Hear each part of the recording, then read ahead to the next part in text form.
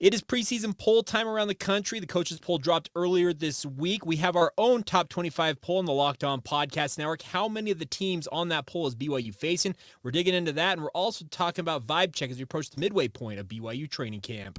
You are Locked On Cougars, your daily podcast on the BYU Cougars, part of the Locked On Podcast Network. Your team every day.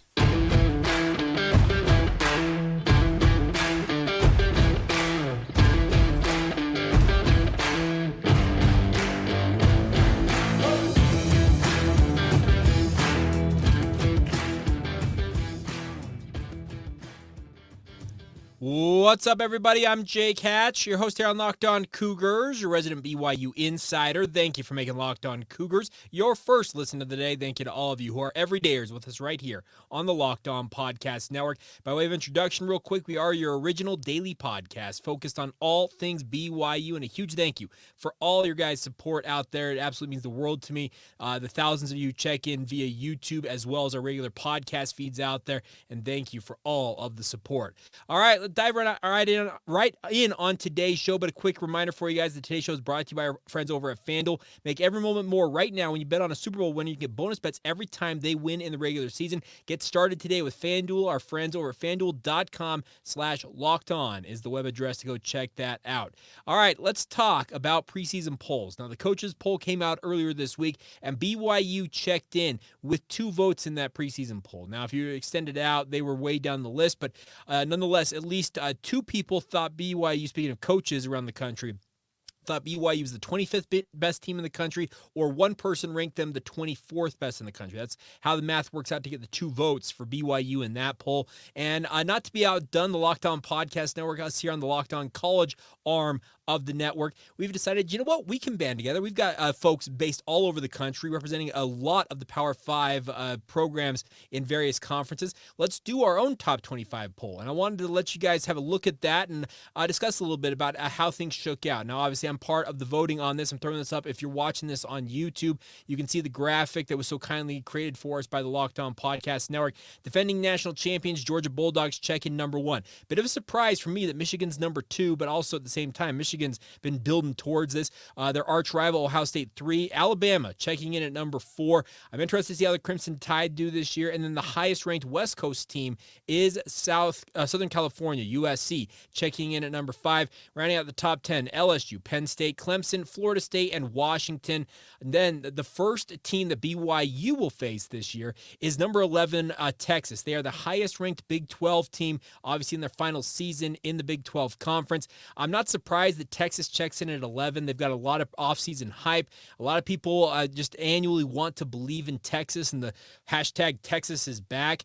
Who knows what's going to happen? Now, Steve Sarkisian, obviously the former BYU quarterback, now the head coach of the Texas Longhorns, he's got a lot of talent. There's absolutely no doubt that he has got a ton of talent to work with there with the Longhorns. The question will be, can he really kind of overcome some of his shortcomings as a coach, which traditionally have been that whenever he seems to have the hype around him, his teams fall a little bit flat. But ranked number 11, it's not a bad spot to be. BYU will be headed down to Texas in late October.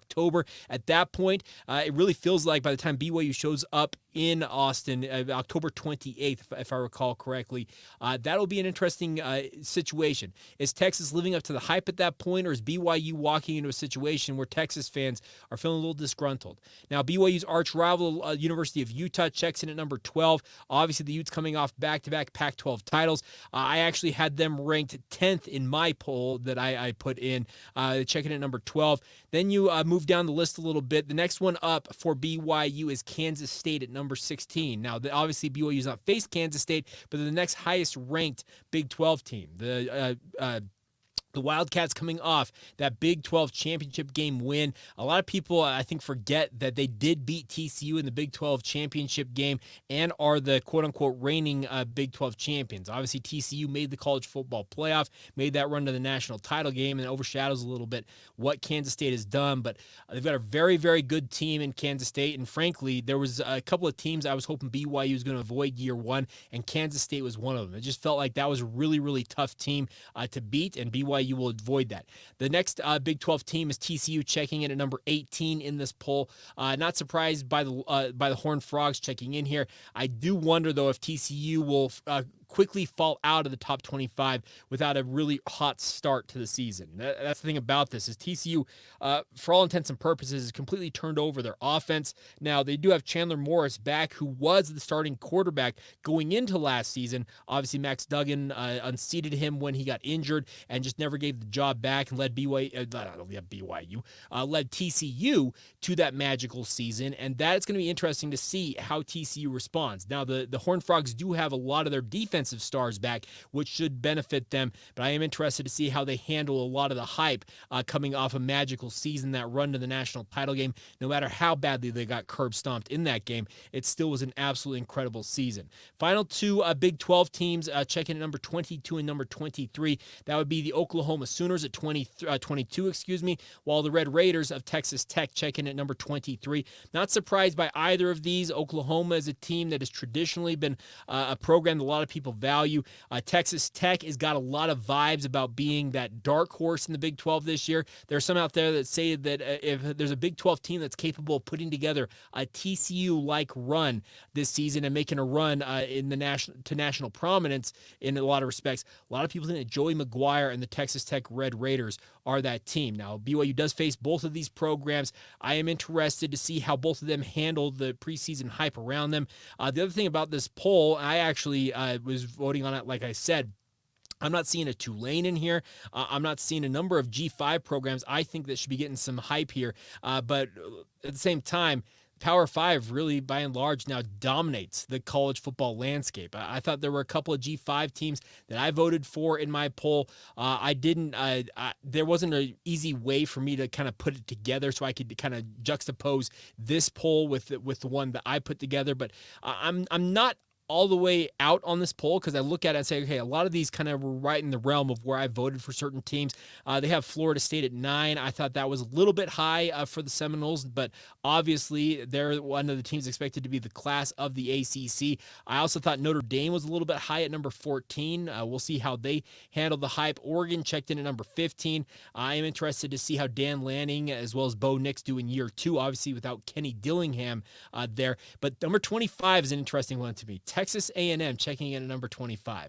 Now, the Aggies obviously had all kinds of hype with an absolutely incredible recruiting class going into last season and fell completely flat. Jimbo Fisher, a lot of people think he's lost his fastball, and who knows if he's able to really overcome some of the bugaboos that have been plaguing him at Texas A&M. But interesting poll all the same. But 5 Big 12 teams, 4 of which BYU will face. Luckily for BYU, 2 of the games are going to be at home, with both Oklahoma and Texas Tech coming to Provo for the Cougars, and that should help BYU's chances. That's the thing about this. I kind of worry about BYU in certain games when it comes to their matchups, because the situation can be that you find yourself in a dogfight that you didn't necessarily anticipate being in, and that can be really, really tough for a program that when you're thinking, okay, well, we got a chance here, and all of a sudden that maybe one of the teams you thought, okay, that's a win, that you find yourself in a dogfight. That's a little different than going into a game as a decided underdog and having, quote-unquote, nothing to lose when you go out in there and play those games. I could very well see a scenario where BYU goes to Texas as heavy underdog. Same thing with TCU on the road. But when they're at home against Oklahoma and Texas Tech, there is going to be a lot of people who are wondering, okay, can BYU pull off a home upset over one of these teams and maybe play a little bit of a spoiler when it comes to playing those programs? Other thing about this is, for you out there that are Big 12 fans checking in, the 5 Big 12 teams, I'm not surprised by any of them. The only one that I maybe wondered about, just as high as they are, is TCU. I do worry just about the mass turnover, especially on offense for Sonny Dykes down there with the Horned Frogs. But hey, you got to go out there and prove it on the football field, and we're going to get an early look at them as they take on Coach Prime, speaking of Deion Sanders, as well as the rest of the Colorado Buffaloes early on their first game, for TCU, and looking forward to seeing how that all shakes out. But 5 teams, I think it's a pretty fair representation for the Big 12, and the hope is that some other teams can make some noise. Now, the hope for BYU, in my mind, I had BYU not on my top 25, I admit. I just don't think that they're necessarily capable of being a preseason top 25 team. But but there are programs out there, UCF's among them, and if BYU puts it all together and makes a run, you could see a BYU team, let's say they have a good year at 9-3. The record that BYU have put together and the wins they probably would have tallied in that likely probably would have them as a top 25 caliber team, but it's very, very difficult schedule ahead for BYU, it feels like. Their first year in the Power 5, how are they going to handle 10 straight games against Power 5 opposition? Are they going to be able to handle the rigors of all that? Will their depth hold out? A lot of question marks still to be answered on that front, but obviously we'll continue to break that down as the season draws ever closer to kicking off. BYU and Sam Houston State just over 3 weeks away from Saturday. 3 weeks exactly from Saturday. We're 23 days away from today. I'm looking forward to that one. All right, coming up here in just a minute, we're going to flip over, talk a little more specifically about BYU. We're getting near the midway point of training camp. I had a great conversation with one of our practice insiders, kind of gave me an idea to talk a little bit about what's going on and kind of the vibe I'm getting out of training camp so far. Players that may be off the radar for some of you that you want to be aware of. An injury update on one guy in particular that has had a lot of people wondering all week long. We'll get to all that as we continue on right here on Locked On Cougars. Now, first, a word on our friends over at FanDuel. Of course, football season is about to kick off, and FanDuel is giving you the chance to win all season long. All you got to do, my friends, is when you bet on a Super Bowl winner with our friends at FanDuel, you can get bonus bets every time they win in the regular season. Think about this. You're making the bet. It's the long play. 20 weeks of football, obviously, you're betting on your team or the team you think is going to win the Super Bowl, but every time they win in that run, you get bonus bets from our friends at FanDuel. The best part is you pick any team to win the Super Bowl, and you get that bonus bet for every single victory they rack up throughout the season. You use your bonus bets on spreads, player props, over-unders, other games, money line, no matter what you're interested in, they've got it with our friends over at FanDuel. So visit FanDuel.com/lockedon and start earning those bonus bets with America's #1 sportsbook right now, my friends. That's FanDuel.com/lockedon. Thank you once again for making Locked On Cougars your first listen today. Thank you to all of you who are everydayers with us right here on the Locked On Podcast Network. I want to remind you guys, tomorrow is our traditional Friday mailbag. So if you've got questions for the podcast, you want insights that maybe I've picked up on from spring camp that I have not weighed in on, I'm happy to ask around about guys if you're interested in that type of stuff. Also, just any questions you've got about BYU basketball, whatever you got for us, let us know. And by the way, it doesn't have to be BYU related. I'm open to any and all questions. Favorite restaurants, that type of stuff. If you want to weigh in on it, we'll get to that on tomorrow's podcast. Also collected a few videos from interviews from BYU Photo Day yesterday on Wednesday down at the indoor practice facility. If I'm able to, I had a crazy couple of days here, but if I'm able to sit down, hoping to get at least one of them in there. I've got some guys like Ray Paulo in the mix, as well as Parker Kingston. So some fun interviews to come, so stay tuned for that, and we may fit one of those in on tomorrow's podcast as well. All right, moving along here, BYU training camp approaching kind of the midway point. They'll have their first scrimmage this Saturday. Kalani Sitake spoke to us at BYU Photo Day yesterday and said that he hasn't necessarily kind of laid out what he expects from the scrimmage, not sure how many plays. If quarterbacks outside of Keaton Slovis will be live, he said that'll kind of be up to Aaron Roderick and how he's feeling about the quarterback situation and if he wants to see them in live action. The thing about this is it's getting the quote-unquote dog days of training camp. The first week is really easy for guys to go out there, have that energy, and really bring it every single day. What really separates guys when it comes to training camp, and this goes for college football, high school football, NFL, doesn't matter what it is as you get deeper and deeper into training camp, especially that second/third week before you really kind of start turning your attention to the actual season and another opponent to play, that's when the grind really sets in. How many guys can muster that energy on a day in and day out basis? That's the biggest thing that you're obviously looking for as a football program. Now, I've had a couple of conversations with people around the football program, our so-called practice insiders, folks who are there watching the entirety of practice. Me being a media member, I get 20 minutes a week on a good week, it feels like, to watch BYU practice. And of course, I have my insights, but I get far more intel from people that are on the inside. And I had a great chat with them earlier this week. And the biggest thing I'm taking away is get used to the names Keelan Marion as well as Darius Lassiter. Now, they have three very good wide receivers who return this year for BYU. Speaking of Cody Epps, Keanu Hill, and Chase Roberts, all three of them phenomenal players in their own right, but all three of them, two of them in particular, should say. Chase Roberts and Cody Epps have had injury concerns during their time as a Cougar. The nice part is Darius Lasser and Keelan Marion have fit in almost like perfectly. They've come in, really adapted to playing the role. And what I was told is you can essentially peg any one of those 5 players as guys who are going to be part of the rotation. The other name I would keep in mind in terms of a rotation piece at wide receiver is Parker Kingston. Like I said, I've got a great interview in the queue. I've just got to get it edited up, and we'll have that for you guys soon. But that kid's got pure, unadulterated speed, and that's one thing that you can expect from him if he gets his chance. He can do fly sweeps. He can obviously run go routes, just really do everything that BYU wants him to do, and he's the fastest player in pads for BYU. They tracked that during spring camp, and he was the fastest guy wearing full gear. That's the thing about this. A lot of guys have track speed when they're not wearing anything. They're wearing shorts and a tank top. They're very, very fast on the track.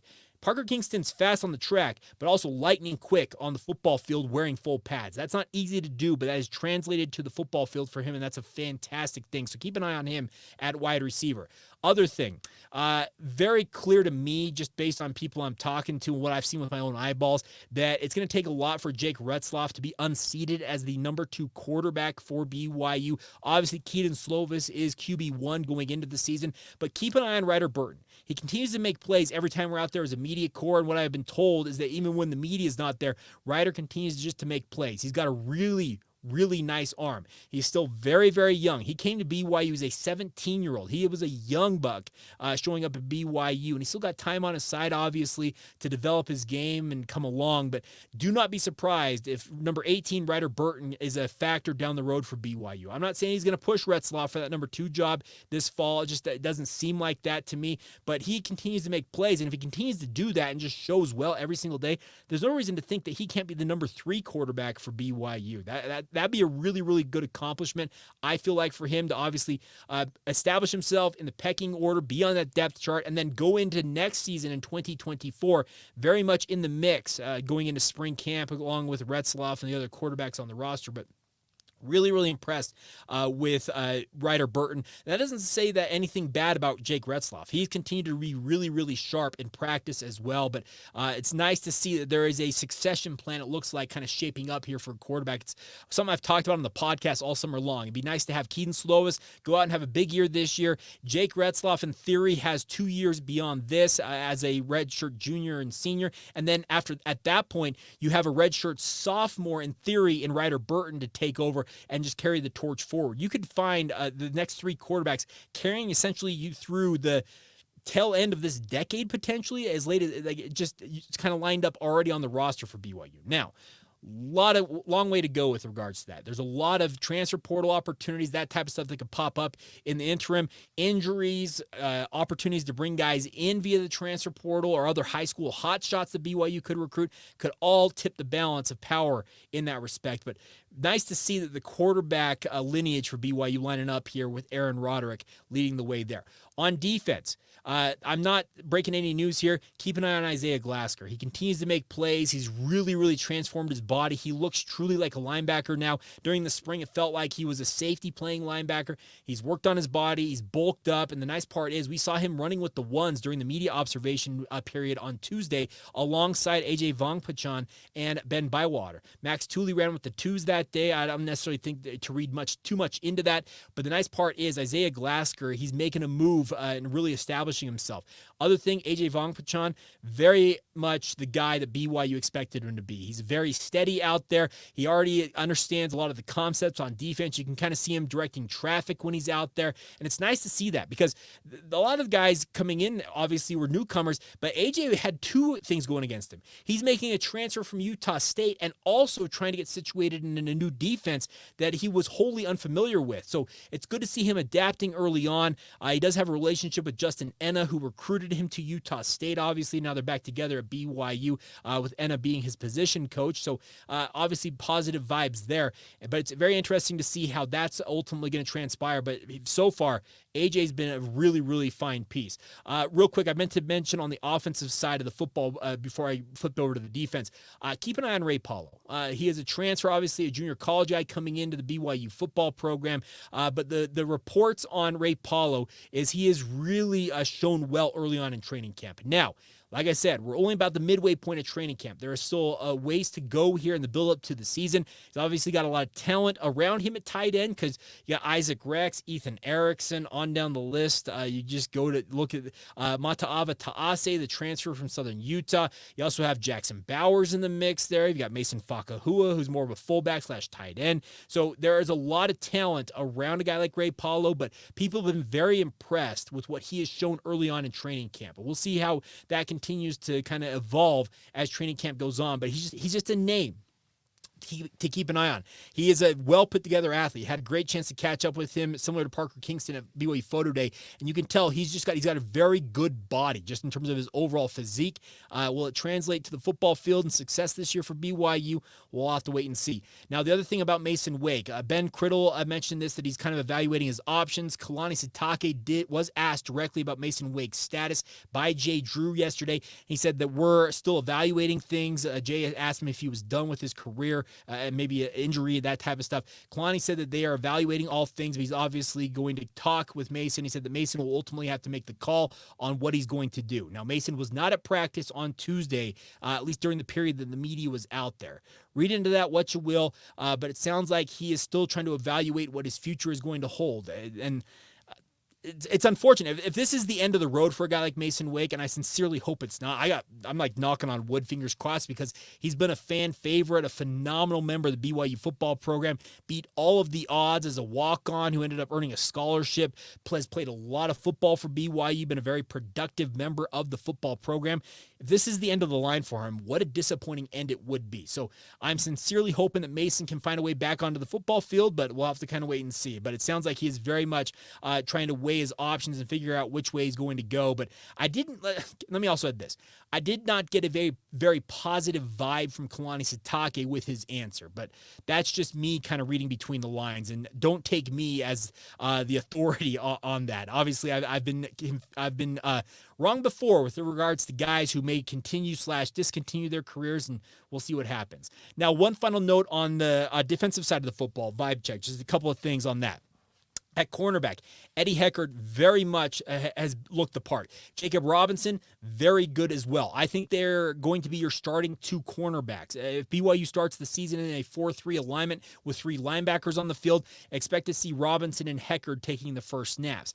Now, BYU is very much also using a nickel package. It's essentially a 4-2-5 alignment. When that happens, it's been good to see Maury Bamba, the 6'3" junior college transfer from Tyler Junior College down there in Texas, came to BYU as a pretty raw athlete, but BYU has done a good job developing him. He's got all the skills to be a nice cover corner, and it sounds like, and it looks like, because when they were shifting to that nickel package during the media portion on Tuesday, the first corner coming in, Eddie Heckard would slot inside to play that nickel cornerback role, which he's actually very suited and well suited to play. And then Maury Bamba kind of stepped into his role at the outside cornerback spot. And it's a positive sign for a guy like Maury Bamba, because the hope was that he was going to develop nicely, and it was a TBD on if that was going to transpire. But it looks like early on, it has very much gone that way, and we'll see if he's able to continue to kind of maintain his spot in that alignment. But positive sign there in terms of just a guy who has come along nicely. Gennaro Guilford deserves another, high-fived, a pat on the back just for all of his good work. He does a phenomenal job with skill development. Talented players have come out in droves relative to BYU's history at cornerback in recent years under Coach G's coaching acumen, and really, really impressed with what he's done there. But yeah, Maury Bamba, very nice piece there. Now on the defensive line, one other note real quick is keep an eye on Tyler Batty. A lot of people are very excited for him in terms of his ability in this new defense. I got to say, I've never seen Tyler Batty as cut as he is right now, and I'm not trying to say that he wasn't a physical freak before, but he looks like he's transformed his body even more so. He's all a 6'5". We all know this, weighing 265, 275 pounds, somewhere in that range, but he looks like he's in the best shape of his life. We'll see what happens, but he's been very, very steady early on in training camp so far, and the hope is that he's going to go out and have an absolutely monster year for the Cougars, and we'll have nothing more than for him to kind of live that dream, because I think this is the type of defense he's always dreamed of playing in, where he's a true defensive end. No longer having to two-gap and try and hold up multiple offensive linemen. Now he has essentially one guy he's got to beat and go after the quarterback or get after the the running back.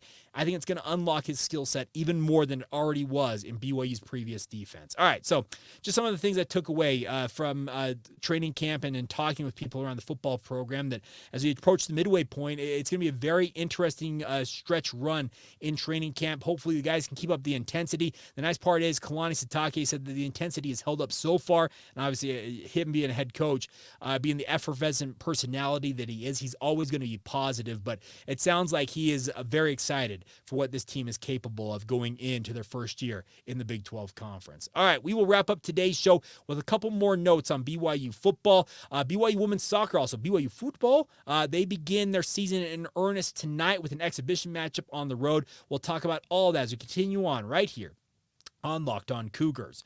Now, first a word on our friends over at Perry Homes. They've been working on this for a few months now. The best part about Perry Homes is whether you're looking for your first home or ready to upgrade to your dream home, my friends, Perry Homes has a home for you. For 50 years, Perry Homes is Utah's premier home builder with communities throughout the state. They got communities, home designs, and price points all designed to meet your needs as a consumer. The best part is they got beautiful communities in Davis, Salt Lake, Tooele, and Utah counties, all available to you now. They also have multiple communities in Washington County near St. George if you want to get down to Red Rock country and live down that way. They offer over 50 unique home designs, from ramblers to 2-stories to townhomes and everything in between. Like I said, it's all designed with you, the consumer, in mind. They even have quick move-in homes they've already built if you're available and ready to move right now. So get on it, my friends. Check them out. That's perryhomesutah.com is the website to get started there and see what's new in Utah's finest neighborhoods. That's perryhomesutah.com to check it out. For 50 years, Utah has been coming home to Perry Homes. Today's show is also brought to you by our friends over at Bird Dogs. Bird Dogs are here to make you guys look good.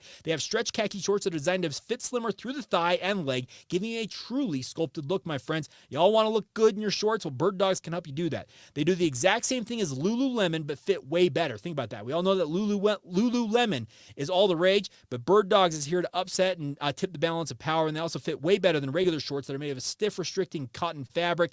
They fix that issue by inventing cloud knit fabric that looks just like khaki, but the best part is it stretches so you get a way slimmer fit without having to sacrifice all of the movement you would love to have. Bird Dogs also use anti-stink, sweat-wicking fabric that keeps you cool and dry all day long. I can attest to this. They actually sent me a new shipment of gear. I just arrived. I actually got the box today. I'm recording this on Wednesday. Awesome stuff. And the best part is right now they're going to hook you guys up with a new tech hat. All you got to do is go to birddogs.com/lockedoncollege or enter the promo code lockedoncollege at Bird Dogs for a free white tech hat with your order. That's birddogs.com/lockedoncollege. Use the promo code lockedoncollege for a free white tech hat. It's a phenomenal product, by the way. It's a great hat. You won't want to take your Bird Dogs off, I promise you. Check it out, my friends. That's birddogs.com/lockedoncollege. Thank you once again for making Locked On Cougars a part of your routine, my friends. Hope you guys are all doing well. And by the way, just a quick thank you to all of you. We are in the top 250 in the country in all sports podcasts on Apple Podcasts. Folks, that's like the top 1% of all podcasts in the world. Thank you for all of the support. It's awesome to see that. I'm not sure we've ever accomplished that before. I was trying to kind of rack my brain when I saw that pop up. I get an update daily from a couple of websites, and I saw that pop up. I'm like, I'm not sure we've ever been in the top 250 of all sports podcasts. We've been in the top 100, and we're almost in the top 50 in the football category, but all sports podcasts, that is awesome. So thank you for your support, and continue to subscribe, rate, review, enable notifications, like the show, comment on the show, weigh in with your thoughts via social media, all of that. Share the podcast via word of mouth. All of your support means the world to me, and thank you for continuing to believe in the product and checking it out on a daily basis. All right. A couple of notes before we go on today's show is, first off, best of luck to the BYU women's soccer program. They take on Rutgers tonight out there in East Brunswick, or the Piscataway. That's where Rutgers is located, if I'm not mistaken. That's a 5 o'clock Mountain Time start for BYU. It is officially an exhibition game. There are 2 exhibition games here for BYU, taking on Rutgers today, and then they'll return home on Saturday night for their home opener against Idaho State, and then they truly open the season in regular season action a week from now when they take on St. Louis at Southfield. But best of luck to women's soccer in that matchup against Rutgers. 3 players, all seniors for BYU, were named to the preseason All Big 12 team. Those are senior Brecken Mozingo, Jamie Shepard, and Leveni Vaca, all named to the first team. And the best part about this is BYU is well represented on a preseason team that they have not been a member of before. This is a program, speaking of women's soccer, folks, that could win the first Big 12 title in BYU history. It's not out of the realm of possibility. It'd be phenomenal to see them ultimately accomplish that, and a long season ahead for them to ultimately live that dream. But the hope is they can accomplish that, and we'll see how it all shakes out as they continue on throughout the season. But best of luck to them against Rutgers tonight, and obviously we'll recap whatever happens in that on tomorrow's podcast. All right, before we go, a little bit over time, but nonetheless, bear with me for a moment. We're going to wrap up the 2021 regular season and our look back at all 155 games of BYU's independent history. I'm going to talk about two games here. BYU finished out the 2021 campaign on the road with back-to-back games. They made the long trip to Georgia Southern for a matchup against the Eagles. Now, the Eagles were in all kinds of disarray as BYU went into this game. They were ranked number 14, speaking of BYU, at 8-2 on the season, as they made the trip to Georgia Southern. And there were some nervy moments in this one, but BYU handled their business fairly easily. Now, Georgia Southern scored all 17 of their points in the first half. It was a pretty evenly matched game. It was 20-17 at halftime, and thought it was okay. Is BYU finding themselves in a little bit of a dogfight? BYU's traditionally struggled in the Eastern time zone, traveling that far. But in the second half, they came alive. The nice part was Tyler Algier, 136 yards and 1 touchdown. Jaron Hall, a steady 312 yards and 2 touchdowns in the win. BYU scores 14 unanswered in the second half and rolls to a 34-17 victory, which set up the regular season finale. They made the trip to the Coliseum against another team who was in all kinds of disarray. USC had fired Clay Helton, funny enough, who would end up becoming Georgia Southern's head coach, but that's beside the point. But they were in all kinds of disarray. Speaking of USC, Jackson Dart, a guy BYU had recruited, now the starting quarterback at Ole Miss, was the starter for USC in this game before he ultimately decided to bolt the program and find a new program, and obviously transferring to play for Lane Kiffin. But they came into this game, BYU did, number 13 in the country, and USC gave BYU everything they could handle. It was one of those games where BYU felt like kind of settled into the game, thought, okay, these guys are going to roll over. And USC never did. That was the positive for USC in this game. They ended up losing this one 35-31. BYU gets out of there with a 10-2 record.